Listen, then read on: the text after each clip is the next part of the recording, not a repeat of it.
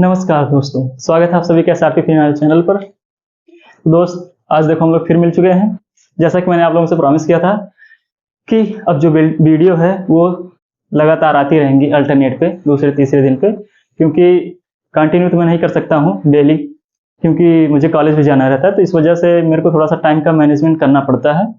तो अल्टरनेट पे नहीं तो सेकेंड डेज थर्ड डेज पे आता रहेगा वीडियो।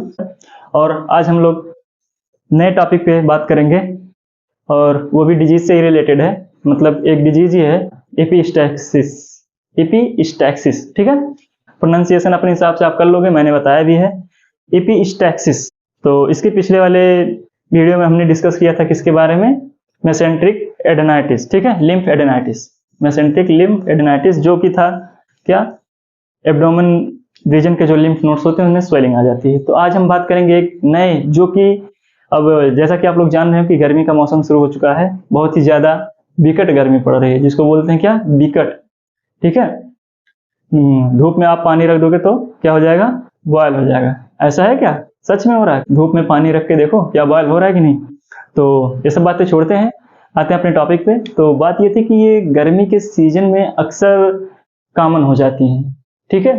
ये जो जिसके बारे में बताने जा रहा हूँ, जिस डिजीज के बारे में, तो वो क्या है कि गर्मियों के दिनों में बहुत ज्यादा कॉमन हो जाता है। नाम क्या है, एपिस्टैक्सिस। एपिस्टैक्सिस का क्या मतलब है? एपिस्टैक्सिस का सिंपल सा मतलब है कि आपके नाक से, यानी आपका जो नोज है, आपका जो नाक है, उससे क्या होना, ब्लीडिंग निकलना। अब वो किस रीजन से निकल रहा है, क्यों निकल रहा है, ये चीजें अलग हैं, ठीक है। लेकिन एपिस्टैक्सिस का मतलब क्या होता है कि अगर आपके नोज से ब्लीडिंग हो रही है, तो इस प्रक्रिया को, या इस जो इवेंट्स हो रहे हैं, मतलब इवेंट्स मतलब क्या, घटनाएं जो आपके हो रहे हैं कि नाक से खून आ रहे हैं, ठीक है, जिसको हिंदी में बोलते हैं हम लोग क्या, नक्सीर फटना, ठीक है। अलग अलग जगह पे अलग अलग होता है, गांव में जाओगे तो कुछ और ही बोलेंगे, समझ ही नहीं पाओगे, ठीक है। तो हर एरिया का, हर सिटी का, हर देश के जो अपने कॉमन लैंग्वेज होते हैं, रीजनल वाले, वहां पे सबका अलग अलग अपना लैंग्वेज होता है, अपने हिसाब से सब बोलते हैं। तो अभी फिलहाल हम लोग इंडिया में हैं, यूपी में हैं, तो हम लोग क्या बात करने जा रहे हैं, एपिस्टैक्सिस के बारे में। क्या, एपिस्टैक्सिस के बारे में। होता क्या है ये, नोज ब्लीडिंग, ठीक है, loss of blood from the tissue of nose. Nose में जो टिश्यू होते हैं, अपना नाक है, इसके अंदर जो टिश्यू हैं, उनमें जो ब्लड वेसल्स हैं, ठीक है, उनमें से जो ब्लड का लॉस होना, मतलब ब्लड निकलना। अब किस रीजन से निकल रहा है आगे डिस्कस करेंगे। उसी को बोलते हैं क्या, एपिस्टैक्सिस बोलते हैं, कि मतलब नाक से खून आना, ठीक है। तो ठीक है भाई, और ये जो नाक से खून आ रहा है, ठीक है, अगर हम कहें कि हम नाक से खून आ रहा है, तो जनरली हम ऐसे कहेंगे क्या, कि नाक से क्या आ रहा है, खून आ रहा है। तो अगर इसको हम मेडिकल टर्म में, जैसे क्या होता है कि मेडिकल टर्म का लैंग्वेज अलग होता है, ठीक है, और जैसे जनरल हम लोग बात करते हैं वो चीजें डिफरेंट होती हैं।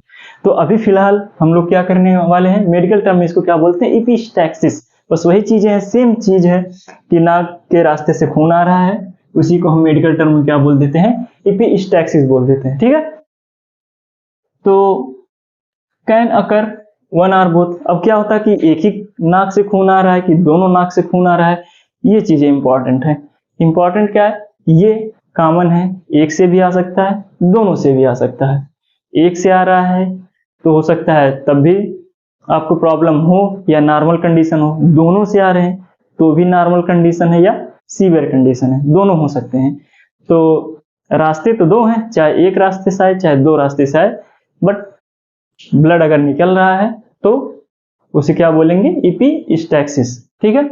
तो आगे क्या लिखा है, हाउ कॉमन, मतलब कितना कॉमन है ये। जैसे मतलब नॉर्मली हम लोग देखते हैं कि एक्चुअली वैसे तो ये कॉमन ही है, ठीक है, कॉमन होता है, बहुत ज्यादा ऐसा नहीं है कि बहुत भयानक वाला डिजीज है, ठीक है, कि बहुत ही सीवियर कंडीशन हो गया है, ठीक है, वो चीज नहीं, कॉमन सा है। जैसे आपका कॉमन कोल्ड होता है, सीजन के अनुसार, सीजनली होता है, मौसम चेंज होते हैं तो आपको कॉमन कोल्ड हो जाता है, फीवर हो जाता है, ठीक है, हेडेक होता है। तो वैसे ये भी क्या है, कॉमन है। मोस्ट पीपुल, 60% लोग ऐसे हैं जिनको जीवन में कभी ना कभी ये हुआ है, क्या, एपिस्टैक्सिस। 60 लोग ऐसे हैं जिनको ये एपिस्टैक्सिस क्या होता है, कॉमन है 60 लोगों में, कि मतलब कभी ना कभी लाइफ के दौरान, अपने लाइफ स्पैन में उनको कभी ना कभी ये जरूर होता है। और बात हुई कितने 10% की। 10% ऐसे होते हैं जिनमें क्या होता है कि मेडिकल टर्म की मतलब उनका क्या सीवियर कंडीशन के, ठीक है, मतलब सीवियर कंडीशन का मतलब क्या है, इनमें थोड़ा सा सीरियस हो जाता है मैटर। अब वो किस रीजन से होता है वो आगे हम डिस्कस करेंगे, ठीक है। तो 60% ऐसे हैं जो कॉमन होता है, इनको लाइफ में होना ही होना है, ठीक है। 10% ऐसे होते हैं जिनको क्या होता है कि सीवियर कंडीशन हो जाती है। बाकी बचे कितने 60 10 70 हो गया। 30% ऐसे हैं कि हो सकता है उनको ना हुआ हो कभी, ठीक है। और किनको किनको होता है ये देख लेते हैं। किसी को भी हो सकता है, मुझे हो सकता है, आपको हो सकता है, किसी को भी हो सकता है, छोटा बच्चा है, ठीक है, एडल्ट है, सबको हो सकता है, ठीक है। ऐसा कोई स्पेसिफिक नहीं है कि हाँ इसी एज में होगा या इस एज में नहीं होगा, तो कॉमन है, किसी को भी हो सकता है, ठीक है। अब देखो मान लो जैसे चिल्ड्रेन में अगर है तो लगभग कितने एज के बीच में होगा, लगभग 2 से क्या है 10, 2 से 10 ईयर, 2 से 10 ईयर के जो बच्चे होते हैं इनमें ये चीजें कॉमन है, ठीक है। अब क्या है कि क्यों हो सकता है, कॉमन क्यों है, ड्राई एयर, ठीक है, सूखी हवा। ड्राई एयर का मतलब क्या, जैसे अभी इस समय धूप है, जब आप गाड़ी चला रहे होंगे, आप पैदल जा रहे होंगे, तो जैसे लगता है कि क्या गला सूख रहा है, सब सूखने लगता है, आपका जितना बक्कल का ये पोर्शन है सारी चीजें सूखने लगती हैं, ठीक है। और सूखने का मतलब क्या, आपकी स्किन भी क्या बिल्कुल, जैसे अभी तो निकल के जाओ बाहर तो ऐसा लगता है कि जैसे लगा स्किन ही जल जाएगी, इतनी तेज धूप हो रही है। तो भाई देखो गर्मी का मौसम है, ये कॉमन है, ठीक है, गर्मियों में ये कॉमन होता है। तो किसकी वजह से हो सकता है बच्चों में, या तो ड्राई एयर, ठीक है, सूखी हवा बार बार, मतलब जैसे बहुत ज्यादा गर्म हवा आ रही है उसकी वजह से, कोल्ड सर्दी, ठीक है, या बहुत ज्यादा ठंडी हवा आप ले रहे हो। देखो जैसे कोल्ड और वार्म का मतलब क्या है, इसमें हम अंतर समझाते हैं। जैसे देखो बहुत ज्यादा ठंडा हो गया, ठीक है, तो भी दिक्कत है ना, या मॉइस्चर हो गया तो भी दिक्कत हो, बहुत ज्यादा ड्राइनेस हो गई, ठीक है, तो भी दिक्कत होती है। जैसे आप एग्जांपल ले लो, मिट्टी होता है गांव में, मिट्टी देखे हो, खेत में गए हो कभी, खेत में जब जाते हो तो मिट्टी के आसपास कैसा आपको नजारा मिलता है, जैसे ये मान लो इतना तुम्हारा खेत है, ठीक है, इतना खेत है। अब यहाँ पे क्या हुआ रहता है, जब तुम जाओगे बहुत ज्यादा, जब धूप होती, बारिश वारिश नहीं होती है, तो ऐसे ऐसे क्या फटा रहता है, ये ऐसे इसमें क्या पड़ी रहती है, दरारें पड़ी रहती हैं। तो मतलब क्या है, इसमें नमी नहीं है, ठीक है, मतलब बहुत ज्यादा ड्राइनेस हो गई है, इस वजह से मिट्टी का जो है पोर्शन वो फट जा रहा है, ठीक है। मिट्टी बहुत ज्यादा सूखी है, और बहुत ज्यादा सूख गई, एक कंडीशन ये हो गया। और तुम बहुत ज्यादा अगर पानी भर दोगे उसके ऊपर चलोगे तो क्या बैठ जाएगा, आपका पैर धंस जाएगा, एक कंडीशन, 2 कंडीशन हो गई। अब मेंटेन कैसे करना है, नॉर्मली ऐसी तुम कंडीशन देखो जहां पे लिमिटेड हो, ना बहुत ज्यादा गीला है ना बहुत ज्यादा ड्राइनेस है, तो वो मिट्टी जब देखोगे आप तो मेंटेन हो अपने आप में, ना उसमें दरारें पड़ी हुई हैं, ना आप उस पर पैर रखोगे ना धंसेगी, ठीक है। तो वैसे ही ये भी चीज है, ये अपनी जो नाक के अंदर पाई जाती है टिश्यू, इनका भी क्या होना चाहिए, बिल्कुल टेम्परेचर मेंटेन होना चाहिए, ना बहुत ज्यादा सूखा होना चाहिए ना बहुत ज्यादा मॉइस्चर होना चाहिए, ठीक है, यानी गीला, सूखा और गीला, ठीक है, कहीं और नहीं जाएंगे, यहीं पर रहेंगे गीला का नाम सुन के। चलो ठीक है, ये चीज समझ में आ गई। तो क्या करना है, टिश्यू को अपने आप को मेंटेन करना है, या कोई एलर्जी हो गई, ठीक है, ये बच्चों की बात हो रही है, जो 2 से 10 साल के बीच के बच्चों में किसके किन रीजन की वजह से हो सकती है, ड्राइनेस हो गया, ठीक है, कोल्ड हो गई, ठीक है, एलर्जी हो गई किसी चीज को लेके, पोलन का एलर्जी हो जाता है, या आप कहीं एरिया वाइज चेंज होता है, इस सिटी से दूसरे सिटी में, कहीं पॉल्यूटेड सिटी में गए वहां पे एलर्जेंस पाए जाते हैं जिसकी वजह से एलर्जी हो जाती है, स्नीजिंग होने लगती है, खांसी आने लगती है, छींकने लगते हैं आप, उसकी वजह से हो सकता है। और क्या, स्टिकिंग फिंगर, तो बचपन में सबने किया होगा, ये काम तो बचपन में सबने किया होगा, 100% कंफर्म। अब कहोगे क्या किया होगा, स्टिकिंग फिंगर, फिंगर के नाम से कहीं और मत जाना, स्टिकिंग फिंगर का मतलब क्या है, यहाँ, कहाँ पे, यहाँ, ऐसे डाल के नहीं साफ करते हो, तो इसकी वजह से जो होता है टिश्यू रप्चर हो जाता है, डैमेज हो जाता है, इसकी वजह से ब्लीडिंग होने लगती है, ठीक। और एक बार देखो, कहते नहीं है कि एक बार कांच टूट गया फिर उसको जोड़ोगे तो क्या होगा, निशान पड़ जाएगा। तो हालांकि ये कांच की बात नहीं हो रही, कि टिश्यू की बात हो रही है, रिपेयर कर लेता है, ये अपने बॉडी में प्रॉपर्टी होती है, हर टिश्यू की प्रॉपर्टी वो अपने आप को रिपेयर करता रहता है, ठीक है। तो बात वैसी ही जैसे आप निकाल निकाल के स्वाद ले रहे हो, खट्टा मीठा कैसा निकलता है, जो खाया होगा उसको पता होगा। खाया होगा नहीं, ऑलरेडी ऑलमोस्ट 90% सबको तो नहीं कह सकता मैं, हो सकता है कोई भगवान का अवतार आया हो वो ना किया हो, नहीं तो सब में कॉमन है, कभी ना कभी किसी ने टेस्ट जरूर लिया है, और ये 100% है। मैं बचा नहीं हूँ, मेरी तरफ मत देखो, मैं बचा नहीं हूँ, कोई नहीं बचा है। गलती से, जानबूझ के, बचपने में नहीं पता है, यूं निकाला, कितना मजा आ रहा है, क्या कैसा लग रहा है, ठीक है। तो ये चीजें हैं। तो ये जो नाक में उंगली करते रहते हैं, इसीलिए बच्चों को बोला है नाक में उंगली मत करो। एक तो गंदी आदत है, दूसरी आदत है ये अच्छा भी नहीं लगता है देखने में, क्या नाक में डाले पड़े हो, मटेरियल सब बाहर निकाल रहे हो, ठीक है। तो ये हो गया स्टिकिंग फिंगर, या कोई ऑब्जेक्ट आपका फंस गया। बच्चे होते हैं खेलते खेलते कभी कुछ डाल देते हैं, छोटा कुछ भी लिए हैं, मान लो कंकड़ पत्थर या कुछ भी खेलने वाला, मटर का दाना, कुछ भी खाने पीने वाली चीजें, कभी कभी क्या हो ऐसे ऐसे करते रहेंगे, घुसा देंगे, और जब घुसा दिए तो भाई जाके अंदर फंस गया तो डैमेज तो करेगा ही टिश्यू को, तो उसकी वजह से ब्लीडिंग होने लगती है, ठीक। ये चीजें आ गई। और ब्लड में लॉन्गर टू क्लॉट, अच्छा हाँ ये किस में है भैया, अब देखो किन की बात हो रही है, between age of 45 and 80। 45 and 80 का क्या मतलब, 45 आपको क्या लग रहा है, आप अभी कितने साल के होंगे, 22 23 17 18 20 25, ठीक है। तो ये जो एज है तूफानी, अभी खून गर्म है, अपनी जवानी पे इतना मत इतराओ, दिन पर दिन तुम सार्वभौमिक सत्यता की तरफ जा रहे हो। सार्वभौमिक सत्यता क्या है, इसके बारे में कमेंट करके बताना कि सार्वभौमिक सत्य क्या है जीवन का, ठीक है। अभी तो रगों में जवानी का खून बह रहा है, इस वजह से चाहे कहीं भी हो बिल्कुल उबाल कर दिया, ठीक है, लड़ लिए झगड़ लिए कुछ भी कर लिए, लेकिन शायद आप एक चीज भूल रहे हैं, आप कहाँ जा रहे हैं, सार्वभौमिक सत्यता की तरफ। जो चीजें सार्वभौमिक सत्य हैं आप वहां जा रहे हैं, ये आपको पता नहीं है, ये चीजें एहसास तब होती हैं जब आप वहां पहुंच जाते हैं, ठीक है। ये देखो, ये कमेंट करके बताइएगा क्या होता है, सार्वभौमिक सत्य क्या है, ठीक है। 45 80 है, ब्लड में टेक लॉन्गर टू क्लॉट। भाई देखो अभी तो सारी चीजें अच्छी हैं, आप प्रिपेयर है, बॉडी यंग है, तो सारी चीजें मेंटेन हो जाती हैं, कुछ भी कमी रहता है बॉडी में तो बॉडी अपने आप को मेंटेन कर लेता है। लेकिन जैसे जैसे आपके ओल्डर एज होती जाएंगी, सारी चीजें जो भी होती हैं बॉडी को मेंटेन करने की प्रक्रिया, और सारी चीजें जितनी भी होती हैं सब क्या होंगी, धीरे धीरे पुअर होती जाएंगी। पुअर होने का मतलब क्या है, उनमें कमी आएगी, टिश्यू के रिपेयर होने की क्षमता कम हो जाएगी, आपकी इम्यूनिटी कम हो जाएगी, आपके अंदर कैल्शियम का लेवल कम हो जाएगा, आपका मतलब हर चीज जो आपके समय समय उबाल ले रही है, सारी की सारी चीजें क्या होंगी, डाउन होंगी, ठीक है। इस वजह से अपनी जवानी पे इतना मत इतराना, ठीक है। चलो और क्या हो, बहुत ज्यादा समय ले रहा है क्या, ब्लड क्लॉट होने में, ठीक है। और ये क्या होगा, मिड लाइफ या ओल्डर एज में, ठीक है, वही तो है ना, 45 अपना मिड हो गया मान लो, फिर ओल्डर एज अपना 80 आ गया, ठीक है। तो उनमें होगा क्या होगा, क्या क्या रहता है, हाई ब्लड प्रेशर, टेंशन रहेगा, प्रेशर बढ़ेगा, हार्ट पे जोर आएगा। चलो तो कुछ नहीं करना है, मिड लाइफ हो गया, हाई ब्लड प्रेशर हो गया, और क्या है, एथेरोस्क्लेरोसिस। एथेरोस्क्लेरोसिस का मतलब है, होता है क्या, ये जो ब्लड वेसल्स होती हैं, अपने जो ब्लड वेसल्स होती हैं उनमें क्या हार्डनेस आ जाता है।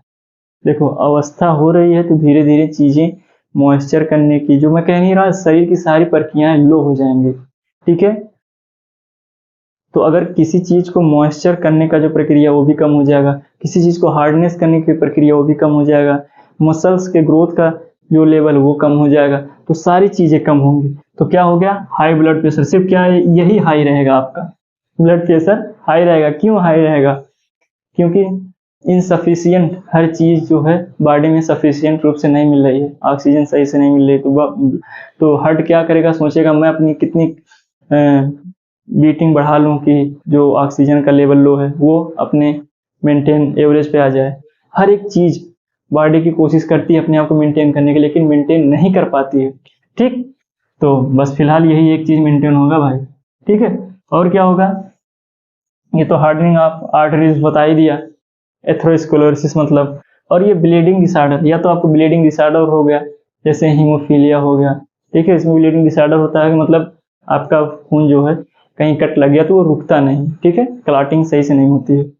और क्या हो गया, पीपुल टेकिंग ब्लड थिनिंग, जो लोग दवा ले रहे होंगे, किसी में जिनका बीपी लो होता है, बीपी लो हो गया का मतलब क्या, ब्लड कंसंट्रेटेड हो गया है, ठीक है, तो जो प्रेशर से जाना चाहिए फ्री रूप से नहीं जा रहा है, तो क्या करते हैं, थिनर, ब्लड थिनर का जो आती है मेडिसिन आती हैं वो लेते रहते हैं, ठीक है, किसी भी रीजन से कहीं क्लॉट जम रहा होगा तो उसके लिए ब्लड थिनिंग का लेते रहेंगे वो दवा, तो क्या हो, एस्पिरिन और क्या है, वारफेरिन, ठीक है, क्या है, एस्पिरिन और वारफेरिन, ये जो है ब्लड थिनिंग मेडिसिन होते हैं, ब्लड को पतला करते हैं, ठीक है, उसको ले रहे हो तो जब देखो ब्लड पतला है आसानी से फ्लो कर जाएगा, आसानी से फ्लो कर जाएगा, तो जाहिर सी बात है जो चीजें आसानी से फ्लो कर जाएंगी उनमें प्रेशर क्या होगा, ज्यादा होगा, प्रेशर ज्यादा है तो उसकी वजह से ब्लड में जो आपके नाक के अंदर जो टिश्यू है उनमें जो ब्लड वेसल्स हैं उनमें प्रेशर हाई पड़ेगा, उसकी वजह से रप्चर हो सकते हैं और ब्लीडिंग हो जाएगी, ठीक है, तो समझ में क्या आया, हाई ब्लड प्रेशर, ठीक है, और क्या आ गया, people who have the blood clotting disorder, वही बताया मैंने क्या, हीमोफीलिया और वान विलब्रैंड डिजीज। अब हीमोफीलिया का मतलब क्या होता है, हीमोफीलिया ऐसा जो डिसऑर्डर होता है ये, इसमें जो है ब्लड जो है क्लॉट नहीं होता है, ठीक है, और जो आप ये देख रहे हो वान विलब्रैंड डिजीज, इसमें क्या होता है, इसमें एक ये प्रोटीन होती है, ठीक है, इसकी जो है मात्रा कम हो जाती है जिसकी वजह से प्रॉपर रूप से जो ब्लड होता है वो क्लॉट नहीं होता है, हीमोफीलिया और इसमें अंतर क्या है, हीमोफीलिया में बिल्कुल मान के चलो इसमें क्लॉट ही नहीं होता, अगर ये हीमो डिसऑर्डर हो गया तो क्लॉट नहीं होगा, एक बार कट लग गया तो निकलता ही रहेगा, ठीक, और इसमें क्या होता है, इसमें होता है लेकिन प्रॉपर तरीके से क्लॉट नहीं होता है, तो मतलब बहुत टाइम टेकिंग हो सकता है, प्रोलॉन्ग हो सकता है, ठीक है, इस वाले में। तो ओवरऑल हमने देखा क्या है कि नाक से खून आना, नक्सीर फूटना जिसको बोलते हैं, तो ये है क्या, लॉस ऑफ ब्लड टिश्यू, ये सब चीजें सारी चीजें समझ में आ गई होंगी मेरे समझ से। तो यार देखो हम लोग अब तक बात कर रहे थे किसकी, इतना बात कर लिया, हम लोग क्या देखेंगे, टाइप देखेंगे, टाइप क्या होता है, कितने टाइप होते हैं, दो टाइप होते हैं, कितने टाइप होते हैं, दो टाइप होते हैं, दो टाइप के होते हैं, एपिस्टैक्सिस, एक तो है इंटीरियर एपिस्टैक्सिस, एक होता है पोस्टीरियर एपिस्टैक्सिस, ये मतलब सिचुएटेड होता है किसके, आपके जो नाक होते हैं इसके इंटीरियर और पोस्टीरियर जो है प्लेस है, वहां के सिचुएशन के अनुसार, मतलब जहां से ब्लीडिंग कहाँ से हो रही है, आगे वाले पार्ट से हो रही है या पीछे वाले पार्ट से हो रही है, उसके हिसाब से दो पार्ट में, एक इंटीरियर एक पोस्टीरियर, पीछे वाले से एक इंटीरियर आगे एक पोस्टीरियर पीछे। तो इंटीरियर वाले में होता क्या है, इंटीरियर वाले में ये होता है जैसे ये आपका नाक है, मान लो वैसे बहुत अच्छा तो नहीं बनाऊंगा मैं, और यहाँ से बीच में आप बोन जब कभी आप फील करो, यहाँ पे बोन आता है, फिर यहाँ से क्या सेप्टम ऐसे डिवाइड होता है, ठीक है, ये बोन जो होता है, ये जो सेप्टम जहाँ पे होता है, यहाँ पे जब आप टच करेंगे आपको लगेगा कि हाँ ये मेरा दो पार्ट में डिवाइड हुआ है, ठीक है, तो ये जो सेप्टम आता है जहाँ से आगे डिवाइड होता है ये इंटीरियर पोर्शन के लिए होता है, इंटीरियर पोर्शन इसे बोलते हैं, यहीं पे जब होता है ये, यहाँ पे जब रप्चर होती है ब्लड वेसल्स या टिश्यू तो इसे बोलते हैं इंटीरियर, और जो थ्रोट के पास जाके पीछे गले के पास जहाँ से निकलते हैं खाना उसके जस्ट ऊपर, यहाँ से जहाँ से ये जाके कंबाइन होता है पीछे, वहां पे जाके जहाँ पे जब वहां पे रप्चर होता है जब, तो उसे बोलते हैं पोस्टीरियर। तो इंटीरियर वाला जनरली सीरियस नहीं होता है, ठीक है, नॉर्मली यहाँ पे दबा के अपना पुश करके आप इसको रोक सकते हो, कोई दिक्कत नहीं है, बट अभी हम बात किस कर रहे हैं, टाइप की बात कर रहे हैं। तो देखो अपना क्या हो गया, इंटीरियर क्या होगा, मोस्ट कॉमन टाइप, सबसे ज्यादा कॉमन टाइप ये होता है, क्योंकि सीरियस नहीं होता है, बिल्कुल नॉर्मल चिल रहो बस, ठीक है, किसी वजह से ड्राई एयर या कोल्ड या किसी की वजह से तो रप्चर हो गया, ठीक है, जनरली फिर 2-4 मिनट 10 मिनट रोक के रखो, सही है, ठीक है, फिर उसके बाद क्या है, नॉट सीरियस होता है, बताया मैंने क्या होता है, सीरियस नहीं होता है, मोस्ट कॉमन टाइप होता है, और सबसे ज्यादा कहाँ, ये बच्चों में होता है, सबसे ज्यादा जो बच्चों, हमने बताया कि 5 से 10 साल के जो एज में होता है, मतलब बच्चों में ये ज्यादा कॉमन होता है, और बाकी जो दूसरे टाइप का है वो ज्यादा कहाँ कॉमन होता है उसके बारे में देखते हैं, कहाँ पे होता है, मोर कॉमन होता है किसमें, एडल्ट में। एडल्ट का मतलब क्या, जैसे हमने बताया कि 45-80 बीच, मतलब मिड एज और ओल्डर के बीच में, ठीक है, तो एडल्ट का मतलब कोई भी एज आ सकती है, मतलब 20 के बाद जो भी होगा अपना, ठीक है, और इसमें क्या हो सकता है, मेडिकल ट्रीटमेंट की जरूरत पड़ सकती है, पड़ती नहीं है, पड़ सकती है जनरली, ठीक है, कोई जरूरी नहीं है कि आपको मेडिकल टर्म की जरूरत पड़े, बट लेकिन हो सकता है कि मेडिकल ट्रीटमेंट की जरूरत पड़ जाए, कोई सीवियर केस हो गया, ठीक है। तो और क्या होगा, इसमें क्या होता है, हैवी ब्लीडिंग होता है, क्या होता है, हैवी ब्लीडिंग होता है, ठीक है, हैवी ब्लीडिंग होता है, ठीक है, और क्या होता है, नियर थ्रोट बता ही दिया, गले के पास एकदम जहाँ पे ओपनिंग होती है नोज की, वहां के पास में जो है वहां पे रप्चर हो जाता है जब, तो जो है हो सकता है, ठीक है।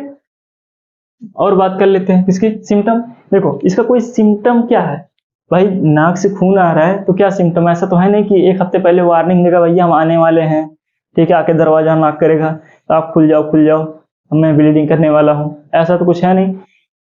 नाक से खून आ गया और कौन सा सिम्टम लोगे, बहुत ज्यादा। अगर पीछे वाले से आया, पोस्टीरियर वाले से, तो बहुत ज्यादा ये हो जाता है कि जैसे आगे वाला है तो चलो ठीक है पकड़ लिया या ऐसे कर लिया नीचे गिर गया, जब गले के पास में है, ओपनिंग के पास में है, तो दिक्कत क्या होगी कि जैसे जब ब्लीडिंग होती है, हैवी ब्लीडिंग होती है, तो क्या हो सकता है कि कभी कभी ऐसा होता है कि वो आपके थ्रोट यानी गले में अंदर जा सकता है।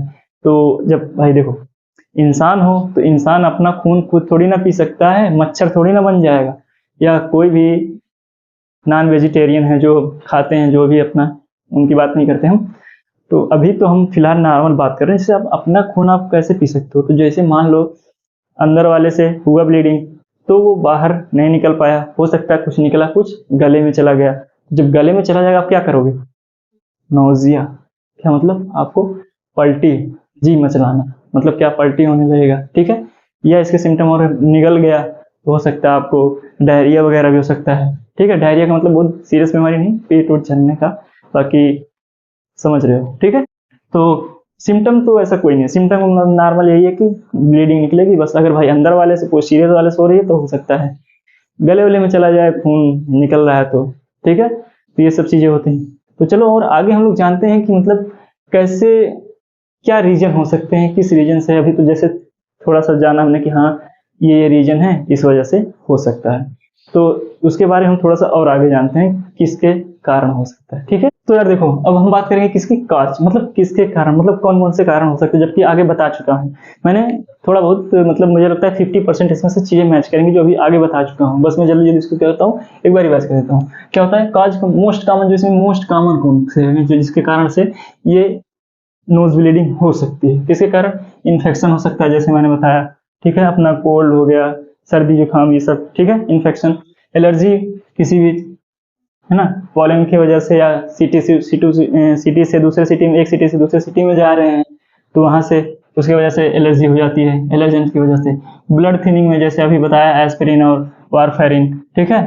और ये क्या है, रिक्रिएशनल, रिक्रिएशनल का मतलब क्या है समझ रहे हैं, स्नॉर्टिंग, स्नॉर्टिंग का मतलब समझ रहे हैं, स्नॉर्टिंग का मतलब समझ रहे हैं, ड्रग्स वगैरह का जो ऐसे नहीं रहते हैं, कोई भी चीज नाक के थ्रू जो है अंदर खींचना, इसी को बोलते हैं स्नॉर्टिंग, इसी को बोलते हैं क्या, रिक्रिएशनल। रिक्रिएशनल का मतलब उससे जैसे अब प्रेशर आप लगा रहे हो, अब कोई ऑर्डर है, मतलब पाउडर टाइप का होता ही है वो, आप उसको ले रहे हो अंदर, खींच रहे हो खूब तेज, प्रेशर पड़ रही है और जाके वहां पे चपक गया, किस पे चपका, आपके जाके उसी ब्लड वेसल पे जो टिश्यू है, तो वो उसको क्या ड्राइनेस फील कराएगा, इरिटेशन होगा, फिर क्या रप्चर हो जाएगा वो, उसकी वजह से ब्लीडिंग आने लगती है, ठीक।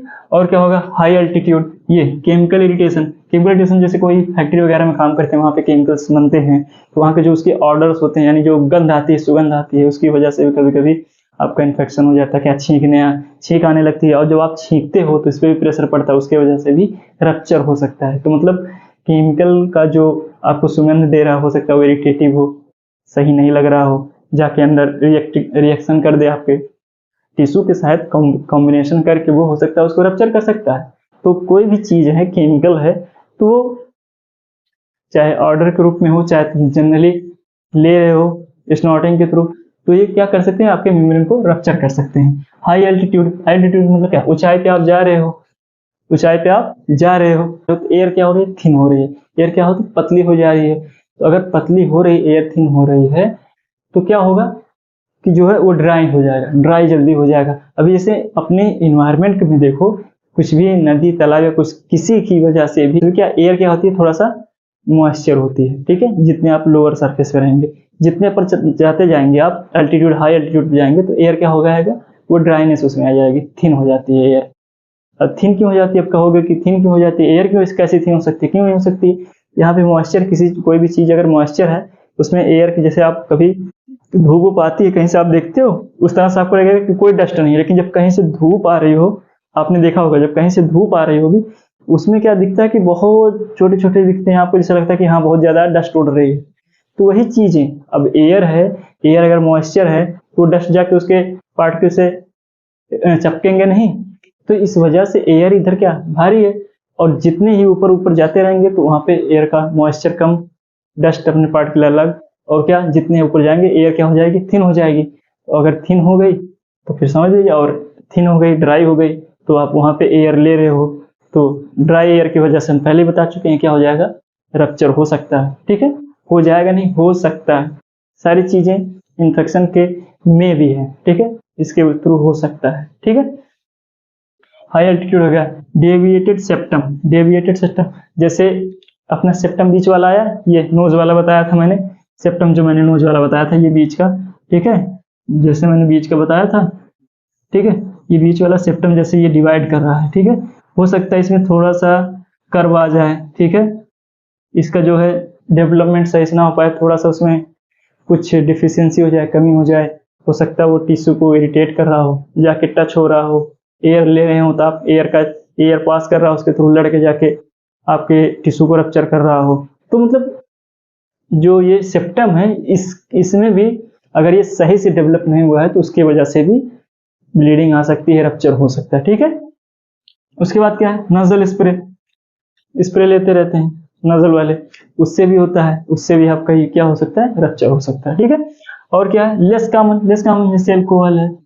शराब वराब पी रहे हो भाई, तुम वैसे भी जान रहे हो शराब पी रहे हो तो अपने आप को मार रहे हो धीरे धीरे। ठीक है, तो उसकी वजह से हो सकता है। और ब्लीडिंग डिसऑर्डर तो बता ही दिया, हीमोफीलिया और वेलबॉर्न जो डिजीज है उसकी वजह से। ठीक है, ब्लड प्रेशर की वजह से बता ही चुका हूँ, एथेरोस्क्लेरोसिस बता ही चुका हूँ, hardness of the blood vessels. ठीक है, ब्लड वेसल्स क्या हो जाती हैं, हार्ड हो जाती हैं। ठीक, और क्या है, फेशियल नजर सर्जरी, सर्जरी के दौरान कोई कमी हो गई या सर्जरी के दौरान रप्चर हो सकता है। ठीक है, उसकी वजह से क्या है, ब्लीडिंग बार बार हो सकती है आपको। ठीक है, तो चलते हैं आगे, हम इसको कैसे रोकें। ठीक है, इसके आगे हम लोग चलते हैं कि इसको हम कैसे रोक सकते हैं, इसके बारे में बात करते हैं, कैसे हम इसको रोकें, हाउ टू स्टॉप। ठीक है, हाउ टू स्टॉप ब्लीडिंग। ठीक है, हाउ टू स्टॉप मतलब कैसे रोका जाए इसको। अगर ये मान लो इंटीरियर वाला है, ठीक है, कौन सा है, इंटीरियर वाला है। ठीक है, अगर इंटीरियर वाला है तो यहां से हुआ तो आप क्या कर सकते हैं। ठीक है, क्या कर सकते हैं आप, जैसे ब्लीडिंग होने लगी तो आप क्या करिएगा, ऐसे नहीं करिएगा कि मतलब ये पकड़ के हम ऐसे कर लिए, तो इससे हो सकता है बैक फ्लो हो जाए, आपके गले में चला जाए, तो जिसकी वजह से आपको वोमिटिंग होने लगेगी। ठीक है, वोमिटिंग फील होगा, हो सकता है, मे भी हो भी सकता है, क्योंकि अपना खून कोई अपने से अंदर कैसे ले सकता है। ठीक है, बहुत ही डिफिकल्ट काम है, मे भी कुछ लोग कर भी लें, उसमें कोई वो बात नहीं है। तो मैं जैसे कह रहा हूँ कि अगर इंटीरियर वाले का है तो यहीं से है, तो आप ये सेप्टम से ऐसे पकड़ो, ये इंडेक्स फिंगर होनी चाहिए और ये थंब, इससे दाब लो, दाबो, ऐसे मत करो कि हाँ ऐसे हो जाए, तो बैक फ्लो हो सकता है। तो आप ऐसे करेंगे, कैसे, ऐसे करेंगे, ये पोजीशन होनी चाहिए, ये वाली, ये पोजीशन अगर रहेगी तो आप रुक भी जाएगा, अंदर भी नहीं जाएगा। मतलब ये आपने ऐसे दबाया, ऐसे दबाया, यूं कर लीजिए, ये हो गया, रुक भी गया, अंदर भी नहीं गया। अगर आप ऐसे करते हैं, रोक लिया फिर ऐसे कर लिया, क्या चला गया, बैक फ्लो हो जाएगा इसका, तो आपके गले में जा सकता है, मतलब निगलने वाली कंडीशन आ जाएगी, तो पलटी भी हो सकता है, कुछ भी। ठीक है, वो चीजें अलग है। ठीक है, तो ये हो गई एंटीरियर की बात। अगर पोस्टीरियर की बात है, उसमें कैसे रोकें। ठीक है, और हाँ, अभी एंटीरियर में एक चीज और, जैसे मान लो आ गया, फ्लो हो गया, आपने इस तरह से रोक लिया। ठीक, या तो आप क्या कर सकते हो, यूज कर लोगे आप क्या, आइस का, मे बी आइस के जो टुकड़े होते हैं, बर्फ। ठीक है, इसको भी आप क्या कर सकते हो, रप्चर हो गया है तो जैसे आप खून नहीं रुक रहा, आप इस पे आइस थोड़ा सा रखेंगे तो क्या करेगा, क्लॉट होने में मदद करेगा। ठीक है, ठंडा होकर ब्लड को क्लॉट करने में क्या करेगा, मदद कर सकता है। ठीक है, ये भी आप यूज कर सकते हो। ठीक है, और अगर हम पोस्टीरियर की बात करते हैं तो पोस्टीरियर में प्रोसेस थोड़ा सा, अगर सीवियर कंडीशन हो गया है तो उसके लिए आपको मेडिकल टर्म लेना पड़ेगा, मेडिकल ट्रीटमेंट लेना पड़ेगा। ठीक है, मेडिकल टर्म में जो यूज होती हैं वो सारी चीजें आपको अप्लाई करनी पड़ेगी। ठीक है, तो उसके बारे में चलो आगे बात करते हैं। हाँ, तो यार देखो, ये सब जो चीजें हैं, ये जो जितनी लिखी गई हैं, कि मैं जितना बताने जा रहा हूँ सब ये क्या है, इससे रोकने का, कैसे मतलब इसको रोका जाए, कैसे हम ब्लीडिंग को स्टॉप कर सकते हैं, ये सब चीजें बताने जा रहा हूँ। जैसे इसमें प्रोसेस होता है, जैसे अगर पोस्टीरियर वाले को अगर सीवियर कंडीशन हो गया तो उसमें क्या करेंगे हम, तो क्या करेंगे हम, या नसल पैकिंग बोलते हैं। इसमें क्या होता है, मतलब जो आपके डॉक्टर्स होंगे या कोई भी होगा, वो क्या करेंगे, गॉज लेंगे, रुई का पीस या कोई स्पेशल स्पॉन्ज होता है, उसको अंदर डाल के स्टॉप करते हैं ब्लीडिंग को। ठीक है, या तो इन्फ्लाटेबल एक बैलून आती है, वो अंदर डाल के ऐसे इंसर्ट कर दिया, फिर बाहर से उसको फुलाने का, वो जो है उसको एयर भरने का उसमें होता है पंप, तो उससे भर के अपना क्या करते हैं, वो ब्लीडिंग को स्टॉप कर देते हैं। मतलब जब ये पूरा एरिया जाके अंदर ऐसे भर जाएगा तो ब्लीडिंग क्या वहीं पे रुक जाएगी, बाहर आएगा नहीं। ठीक है। और क्या है ये क्या है कैटेगराइजेशन। इसमें क्या होता है, एक केमिकल सब्सटेंस होता है क्या, सिल्वर नाइट्रेट। सिल्वर नाइट्रेट को जो है प्रयोग करके हम क्या होता है नाक के अंदर डालते हैं, जो हमारे क्या है ब्लीडिंग को रोकता है। या ये एक हीट एनर्जी होती है, इसको क्या बोलते हैं इलेक्ट्रोकॉर्टरी। इससे क्या करते हैं हम सील, मतलब क्या होता है बंद करते हैं ब्लीडिंग को, क्या करते हैं रोक देते हैं। ठीक है। और क्या होता है मेडिकेशन एडजस्टमेंट ट्रीटमेंट। जैसे होता क्या है, या तो आप कोई ब्लड थिनिंग का कोई आप ले रहे हो टेबलेट या ड्रग्स ले रहे हो कोई ब्लड थिनिंग का, उसको आप रोकिए। ठीक है। या एक स्प्रे आता है जिसका नाम क्या है टेरानेक्सामिक। ठीक है, टेरानेक्सामिक। ठीक है, क्या होता है टेरानेक्सामिक होता है। ठीक है, स्प्रे को मारते हैं तो ये क्या होता है क्लॉटिंग के लिए, जो ब्लड आ रहा है तो उसको क्लॉट करने में ये मदद करता है। ठीक है, क्या नाम है इसका टेरानेक्सामिक। ठीक है, इससे क्या होता है कि ब्लड जो आपकी आ रही है वो क्लॉट होने लगती है। ठीक है। और क्या होता है एक सर्जरी के प्रोसेस, जैसे मतलब ब्लीडिंग आने के कई रीजन हो सकते हैं ना, हो सकता है आपका नाक फूट गया, गिर गया, फूट गया, तो उसको रोकने की ये सब उपाय है। ठीक है, कोई जरूरी नहीं है कि केवल जो है एपिस्टैक्सिस का मतलब वही होता है कि बस खून आ रहा है नाक से, वो कैसे आ रहा है क्यों आ रहा है इससे कोई मतलब नहीं है। ठीक है, उसका मतलब यही होता है सीधा कि वो जो है नाक से आपके खून आ रहा है तो मतलब वो क्या एपिस्टैक्सिस है। चाहे आपको वो नकसीर फूटने की वजह से हो रहा है, या ड्राइनेस की वजह से हो रहा है, या कोल्डनेस की वजह से हो रहा है, या आप किसी ने मुक्का मार दिया फिर नाक उसके वजह से ब्लीडिंग हो रही है, तो उसको रोकना कैसे है ये सब चीजें किसका, जैसे मान लो सर्जरी, ब्रोकन नोज है उसको रोकने की क्या सर्जरी करेंगे। ठीक है। और ये लाइगेशन क्या होता है, जो ब्लड वेसल्स आपकी रप्चर हो गई हैं, जो ब्लड वेसल्स आपकी रप्चर हो गई हैं उनको क्या करते हैं टाइड कर देते हैं। क्या कर देते हैं टाइड कर देते हैं, जिससे आपका क्या होता है ब्लड फ्लो रुक जाता है। ठीक है, ब्लड फ्लो रुक जाता है और आपकी ब्लीडिंग स्टॉप हो जाती है। ठीक है, तो देखो ओवरऑल हम ये कहना चाहते हैं, चाहे आपका वो इंटीरियर का हो चाहे पोस्टीरियर का हो, ठीक है, एपिस्टैक्सिस दोनों में चीजें ये होती हैं कि जैसे आपने कहा कि इंटीरियर में हमने बताया कि क्या होता है कि आप इंडेक्स से और थंब से आप उसको रोक सकते हैं, रोक के रखिए। ठीक है, तो और क्या कर सकते हैं, जब आपका खून आ रहा हो तो आप क्या करें सांस मत लें, सांस नाक के थ्रू मत लीजिए, आप मुंह पे इसको दबा के मुंह के थ्रू आप जो अपना माउथ के थ्रू गया अपना माउथ के थ्रू क्या कर सकते हैं आप वो सांस लीजिए, ताकि जो है ब्लीडिंग के प्रेशर पे जो है दिक्कत ना हो। ठीक है, यहाँ से आप दाब लिए हैं वैसे भी ऑलरेडी आपकी नाक बंद हो चुकी है, आपको क्या मुंह से सांस लेनी पड़ेगी। और दूसरा क्या है, जैसे अभी ब्लीडिंग हुई है जल्दी तो आप उसको बार बार, जैसे नहीं होता है लोग ऐसे ऐसे करके क्या करते हैं, अपना खुजली होती है एक प्रकार से इचिंग जब होती है तो उसको ऐसे ऐसे करके अपना बढ़िया से हिलाते हैं। ऐसे नाक हिलाने का मतलब कहीं और मत जाना। ठीक है, हिलाने का मतलब नाक ऐसे पकड़ के हिलाते हैं, तो उससे होता क्या है कि फिर से रप्चर होने की संभावना बढ़ जाती है। और कोई थिनिंग जो ब्लड थिनिंग की है वो सब चीजें ना लें उसके दौरान, जब आपका रप्चर हुआ है जल्दी ब्लीडिंग हुई है तो इन सब चीजों का ध्यान देंगे। और अगर देखो मेन चीज ये ध्यान देंगे, अब हमारा टॉपिक ये है कि जैसे मान लो कब ये सीवियर कंडीशन कहलाएगा। जैसे जनरली क्या होता है कि 1 मिनट में 5 मिनट में बंद हो जाता है जब आप इसको करेंगे, अगर नहीं बंद हो रहा है तो फिर आप दोबारा क्या करेंगे, इसको कम से कम 10 मिनट के लिए बंद करके रखेंगे। ठीक, अगर उसके बाद भी नहीं ब्लड ब्लीडिंग का जो है निकलना बंद नहीं हो रहा है, ब्लड निकल ही रहा है, ठीक है, उसके बाद भी, तो ये आपका सीवियर कंडीशन। अगर 10 मिनट के बाद अगर ब्लीडिंग अभी भी आ रही है तो आपको डॉक्टर के पास जाने की जरूरत है। ठीक, या बच्चा कोई 2 साल का 1-2 साल का बच्चा है उसको ब्लीडिंग हो रही है, उसके कंडीशन में अपने आप अपना दिमाग ना लगाएं, डॉक्टर के पास ले जाएं। ठीक है, ये सावधानियां बरतनी है। ठीक है, कोई 2 साल का बच्चा हो उसके कंडीशन में आप कहाँ डॉक्टर के पास जाएंगे, या आपका 10 मिनट से ज्यादा ब्लीडिंग हो गई, या एक मान लो कप हो गया अपना जिसमें चाय पीते हैं उतना ज्यादा ब्लीडिंग हो गई, उसके कंडीशन में आप जाइए।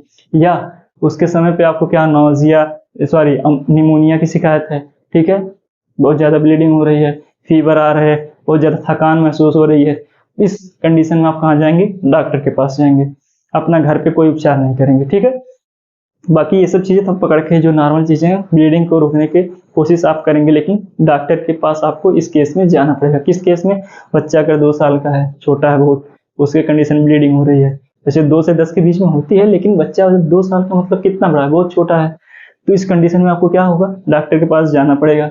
या आपका 10-15 मिनट से ब्लीडिंग ज्यादा हो गई है, 30 मिनट तक हो रही है ब्लीडिंग, बहुत देर तक नहीं रुक रहा है, तो आप जाइए। या इस समय अगर आपको थकान, फीवर या कुछ भी ऐसी चीजें महसूस हो रही हैं, नोजिया, वोमिटिंग वगैरह, तो ये सब आप डॉक्टर से संपर्क कर सकते हैं। ठीक है, कैसा लगा वीडियो भाई, इस बारे में आप जरूर कमेंट करिएगा, लाइक करिएगा और हमें बताइए कि वीडियो का कंटेंट कैसा है। थोड़ा सा लंबा हो गया वीडियो जान रहा हूँ, क्योंकि जानकारी थोड़ी सी इसमें लंबी थी, इस वजह से थोड़ा सा हमें ज़्यादा लेना पड़ा समय।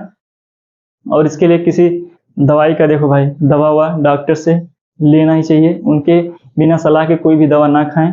इसमें भी आप किसी भी, जो मैंने बताया एक स्प्रे आता है उसका यूज कर सकते हैं, और 2-3 दवाइयाँ भी हैं जो ब्लड क्लॉट करने में मदद करती हैं।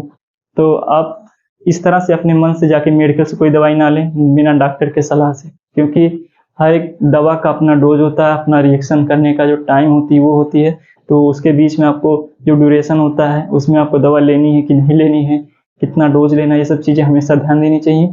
और बिना डॉक्टर के सलाह से ऐसे जाके मेडिकल स्टोर से कोई दवा भी ना लें। ठीक है भाई, तो वीडियो अगर अच्छा लगा हो तो लाइक करो, सब्सक्राइब करो और शेयर भी करो।